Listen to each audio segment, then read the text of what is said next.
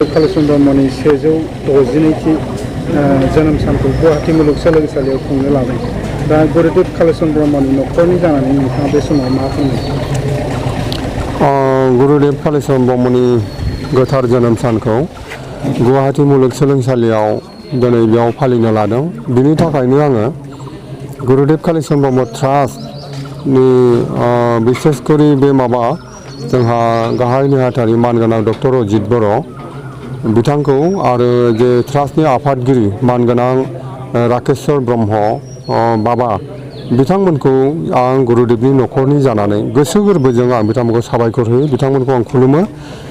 मानो होननानै बुङोब्ला गुरुदेवनि जोनोम सानखौ थांनाय बाराव बोसोरनै आगोल बड'लेण्ड इउनिभारसिटियाव फालिनाय जादोंमोन आरो दा देग्लाय बेखौ गुवाहाटी इउनिभारसिटि जिहेतु बियो जोंनि रायजोनि मोनसे उच्च शिक्षा प्रतिष्ठान बयनिख्रुइ गोजौसिन, दा बेफोरबायदि गोजौसिन शिक्षा प्रतिष्ठानाव गुरुदेवनि जोनोम सानखौ फालिनाया बेखौ आखायाव लानाया बिथांमोनहा जोबोरैनो बाख्नायथाव बाथ्रा, मोजां बाथ्रा। जों बयनिबो थाखाय, बर' हारिनि थाखाय, रायजो राजानि थाखाय आरो बिदिनि गेजेरजोंसो गुरुदेवनि जेरै आदर्श, गुरुदेवनि जे मावदिन्थि, गुरुदेवनि फिल'सफिया मुलुगाव गोसारनायनि बेयो मोनसे थार लामा होननानै आं सानो आरो बिनि थाखायनो गुरुदेवनि न'खरनि जानानै जोबोरैनो गोजोननाय फोरमायो।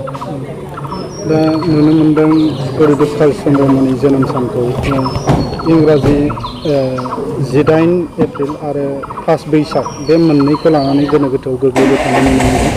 दा गुरुदेव कालिचरण ब्रह्मनि न'खरनि सासे सुबुं हिसाबै नोंथाङा बेनि सायाव माबाफोर बुंनो गोनां? गुरुदेव कालिचरण ब्रह्मनि जोनोम सान 5 बैसाग आरो 18 एप्रिल, आं सानो बेनि थाखाय बेखौ लानानै जेबो कन्ट्रभारसि जानांगौ दरखार गैया, बेखौ लानानै बेले बेजे साननांगौ जेबो खारन गैया, दरखार गैया जोंनि गेजेराव। नंगौ गुरुदेवा 5 बैसागाव जोनोम जादोंमोन बै समाव, आरो बै गुरुदेव जोनोम जानाय समाव जोंनि गेजेराव, जोंनि समाजाव रावबो इंराजि थारिखखौ हिसाब लायामोन आरो इंराजि थारिखखौ जिहेतु बेवहाय थखन मिथियामोन, थालबो लानाय जायामोन। बैसागनि 5 अक्ट' बेखौल' गोसोआव थानाय जादों, खिन्थु इंराजिनि 18 थारिखमोन, इंराजिनि 18 थारिखमोन। बैसागनि 5 अक्ट'आ माब्लाबा 19 जायो, नंगौ, माब्लाबा 19 एप्रिल जायो आरो बांसिनानो 18 एप्रिल जायो, 18 एप्रिल जायो।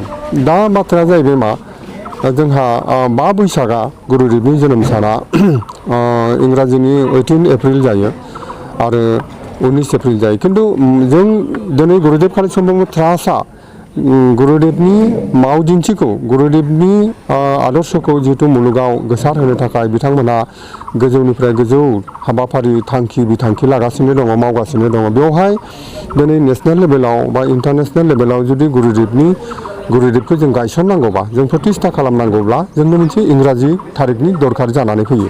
दा बिनि थाखायनो जोंनि ट्रास्ट कमिटिया रायज्लायलायनायनि गेजेरजों गुरुदेव कालिचरण ब्रह्म ट्रास्ट कमिटिया 18 एप्रिलखौ जिहेतु सरकारनो जों जुदि माबा मोनसे थारिख खोन्थानांगौब्ला जों इंराजि थारिखखौ खोन्थानो गोनां जायो।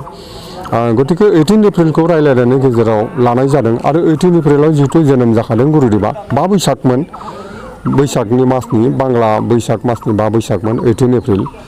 दा बे 5 बैसागा मालाबा 19 एप्रिलबो जायो, बे नंगौ। दा ओंखायनो बे बृहत्तर मोनसे जोंहा समाजाव, बयनिबो समाजनि गेजेराव प्रतिष्ठा खालामनो थाखाय जे इंराजि थारिखनि दरखार दं, दा बै हिसाबै 18 एप्रिलखौ लाव फालिनायाव जेबो गोनो गोथो साननांगौ गैया, बेयो मोजां बाथ्रा।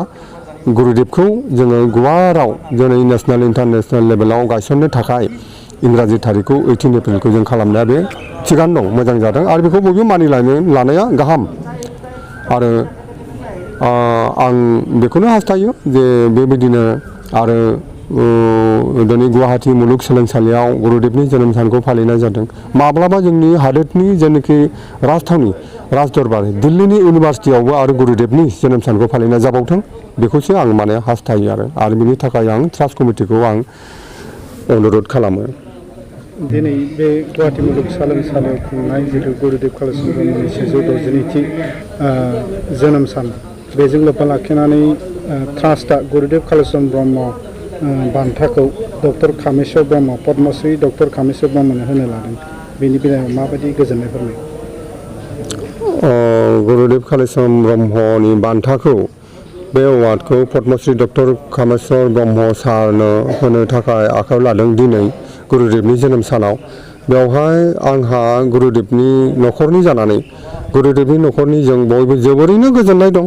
मानोना गुरुदेबनि माव दिन्थिखौ गुरुदेबनि आदर्शखौ फोसावनाय एबा गुरुदेबनि जिउ खौरांखौ लिरनायाव बर'नि गेजेराव लिरजेननाय बर' रावजों लिरजेननायनि थाखाय डक्टर कामेस्वर ब्रह्म सारा गोबां खस्थ' खालामनानै बै समावनो पर्बजरानि काजिगावनि पर्बजरानि गोबां गुरुदेबनि बिहोमा थानाय आगान थानाय दाब दाब जायगाफोराव बिथाङा गिदिंबायनानै बै समावनो बेफोरखौ माने उद्धार खालामनानै गोबां गुरुदेबनि डाटाफोरखौ उद्धार खालामनानै बिथाङा गुरुदेबनि जिउ खौरां लिरदोंमोन। बै समावनो बर' रावै असमिया हांखोजों लिरनानै फोसावजेनदोंमोन।